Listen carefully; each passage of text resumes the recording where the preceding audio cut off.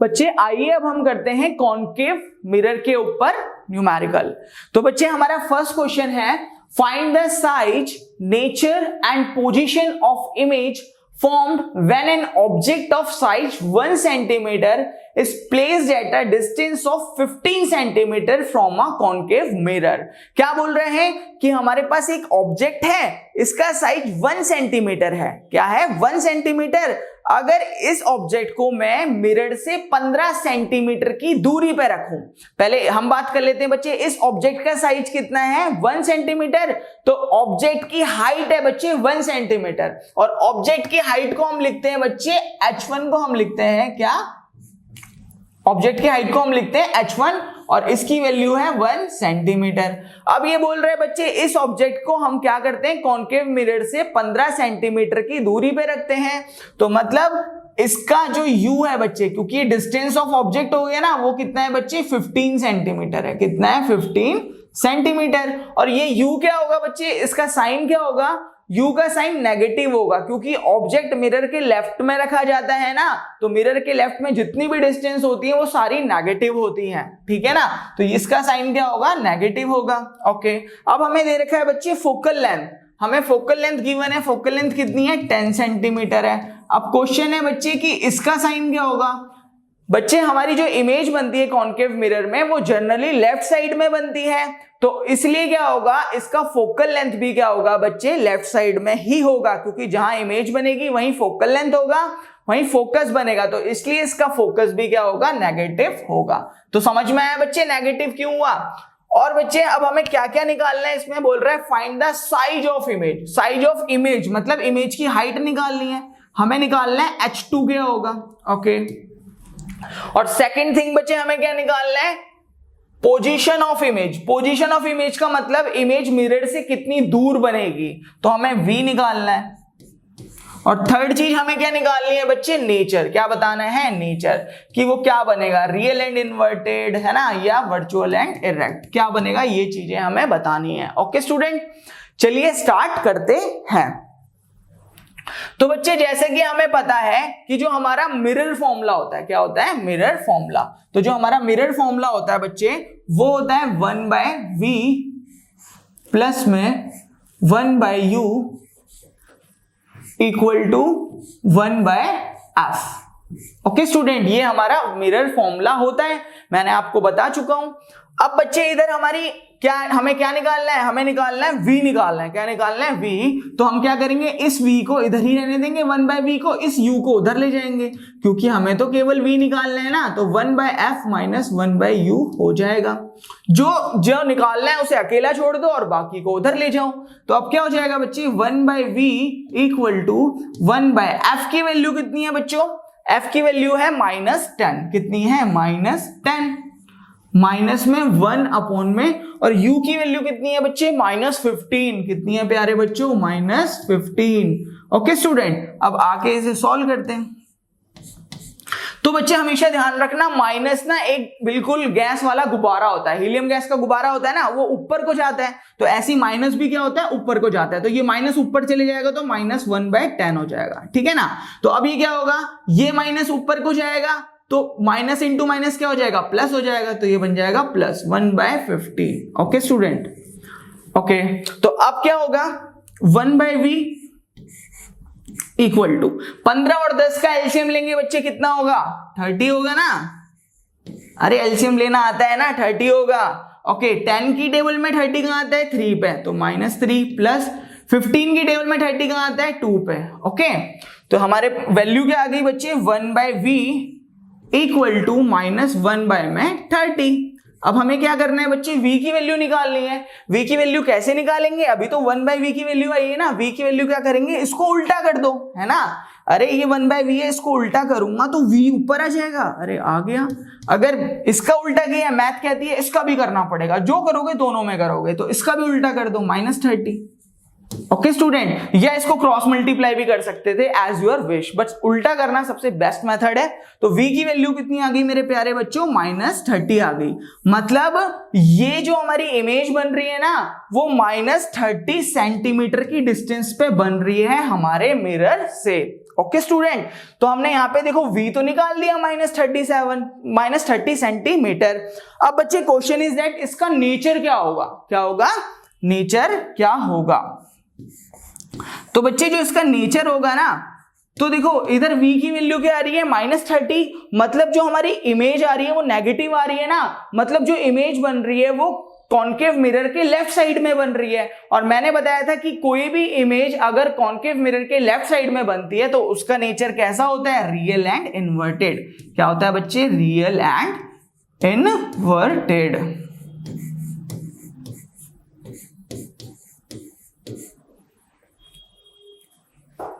अब हमें निकालनी है बच्चे हाइट ऑफ इमेज। तो हाइट ऑफ इमेज कैसे निकलेगी बच्चे, मैंने आपको बताया था मैग्निफिकेशन का फॉर्मूला। मैग्निफिकेशन के बच्चे हमारे पास दो फॉर्मूले होते थे, एक फॉर्मूला होता था h2/h1 और एक फॉर्मूला होता था बच्चे m = -v/u, ठीक है ना। तो अगर हम इन दोनों इक्वेशन को देखें, मैग्निफिकेशन h2/h1 के बराबर भी है और मैग्निफिकेशन -v/u के बराबर भी है। अरे तो क्या मैं इसे ऐसा लिख सकता हूं, ये इसके बराबर है, ये इसके बराबर है, तो इसका मतलब है ये तीनों भी तो आपस में बराबर होंगे। अरे होंगे ना, हाँ। तो हम 2m को केवल एक बार लिख देंगे, h2/h1 =-v/u। तो ये हमारा मैग्निफिकेशन का एक नया फॉर्मूला आ गया। ओके स्टूडेंट, तो अब क्या देखते हैं, हमारी हाइट ऑफ इमेज हमें क्या करनी है, निकालनी है। h2 हमें निकालना है और h1 कितना है बच्चे, 1 सेंटीमीटर है। कितना सेंटीमीटर है h1, 1 सेंटीमीटर है, इक्वल टू हमारा v की वैल्यू कितनी है बच्चे, -30 है। देखो ये माइनस तो पहले से है, ध्यान से देखना बच्चे, क्योंकि यहाँ पे हर बच्चा गलती करता है। क्या, ये माइनस पहले से है, v की वैल्यू -30 है, तो एक और -30 लगाएंगे। बात समझ में आ रही है, तो यहाँ पे 2 माइनस हो जाएंगे। बच्चे केवल एक माइनस लगा के छोड़ देते हैं, फिर क्वेश्चन हो जाता है गलत। ओके स्टूडेंट, तो अब अपॉन में u की वैल्यू क्या थी बच्चे, हमारी u की वैल्यू थी -15। कितनी थी प्यारे बच्चों, -15। अच्छा, तो h2 की वैल्यू कितनी आ गई बच्चों, ये आ गई माइनस इंटू माइनस प्लस 30/15। तो अगर इसको 15 का टेबल तो आपको आता ही होगा, 15 1 जा 15, 15 2 जा 30। तो h2 की वैल्यू कितनी आ गई मेरे प्यारे बच्चों, 2 सेंटीमीटर। मतलब जो हमारी इमेज बनेगी ना, उसकी हाइट होगी 2 सेंटीमीटर। अब हम निकालेंगे बच्चे h2, that is height of image. कैसे निकालते हैं बच्चे, आइए जानते हैं। इसके लिए हमें मैग्निफिकेशन का फॉर्मूला पता है स्टूडेंट, हमें पता है जो हमारा मैग्निफिकेशन का फॉर्मूला होता है बच्चे, वो कितना होता है, वो होता है h2/h1 =-v/u। ओके बच्चों, तो h2 की वैल्यू कितनी है, निकालनी है बच्चे। ये तो हमें क्या निकालनी है, h2 की वैल्यू निकालनी है। अपॉन में h1 की वैल्यू कितनी है बच्चे, 1 है, इक्वल टू -v की वैल्यू कितनी है बच्चे, देखो यहां पे -v है, एक माइनस तो ये वाला डल गया,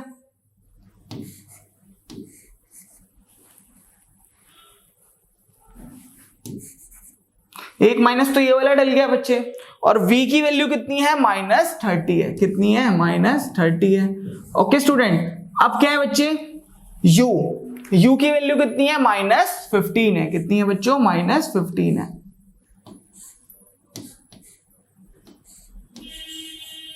ओके, तो अब मेरे पास स्टूडेंट h2 की वैल्यू कितनी आ जाएगी, माइनस इंटू माइनस +30/-15। तो 15 2 जगह हो जाएगा बच्चों, 30 हो जाएगा।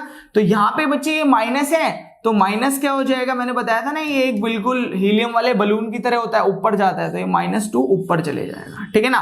तो जो मेरी h2 की वैल्यू आ गई बच्चे, वो कितनी आ गई, -2 सेंटीमीटर। मतलब जो मेरी हाइट ऑफ इमेज होगी वो -2 सेंटीमीटर बच्चे प्रिंसिपल एक्सिस से नीचे को हमें देखने को मिलेगी।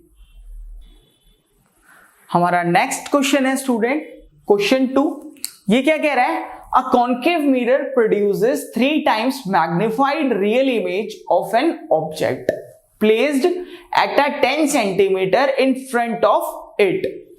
ओके स्टूडेंट, क्या बोल रहा है कि एक कॉन्केव मिरर जो है ना, वो 3 गुना मैग्निफाइड रियल इमेज बनाता है। कितने गुना, 3 टाइम्स मैग्निफाइड रियल इमेज बनाता है। तो ये जो 3 टाइम्स मैग्निफाइड है ना, इसका मतलब है मैग्निफिकेशन हमें दे रखा है 3। कितना दे रखा है बच्चे? मैग्निफिकेशन हमें कितना दे रखा है प्यारे बच्चे? मैग्निफिकेशन हमें दे रखा है 3। अब बच्चे इस मैग्निफिकेशन का साइन क्या होगा? इस मैग्निफिकेशन का वही साइन होगा बच्चे जो इमेज का साइन होगा। तो हमें पता है कि कॉन्केव मिरर के केस में इमेज मिरर के लेफ्ट साइड में बनती है, और लेफ्ट साइड में जितनी भी डिस्टेंस होती है वो नेगेटिव होती है ना, तो इमेज भी क्या होगी? नेगेटिव होगी। और अगर इमेज नेगेटिव हुई तो मेरा मैग्निफिकेशन भी क्या होगा बच्चे? नेगेटिव होगा। ओके स्टूडेंट, और मैंने आपको पहले भी बता चुका हूं कि कॉन्केव मिरर के केस में मेरा यू वी एफ, ठीक है, और मेरा H2 बच्चे, ये सारे क्या होते हैं? नेगेटिव होते हैं। इसमें केवल एक ही चीज पॉजिटिव होती है, दैट विल बी H1 की वैल्यू पॉजिटिव होती है और सारे नेगेटिव होते हैं। तो अगर V इमेज नेगेटिव है तो मैग्निफिकेशन भी क्या हो जाएगा? अपने आप नेगेटिव हो जाएगा। तो इधर मैग्निफिकेशन की वैल्यू कितनी आ गई? -3 आ गई। ओके,